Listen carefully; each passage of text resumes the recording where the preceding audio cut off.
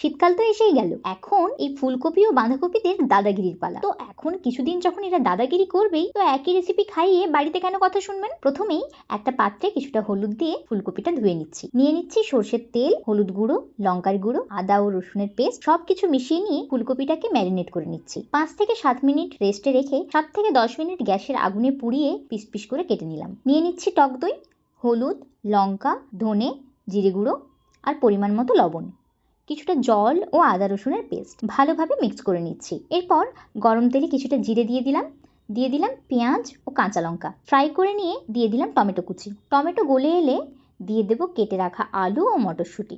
হালকা সেদ্ধ হয়ে আসলে দিয়ে দেবো দইয়ের পেস্ট। এরপর কিছুক্ষণ কুক করে নিয়ে দিয়ে দিচ্ছি ফুলকপি।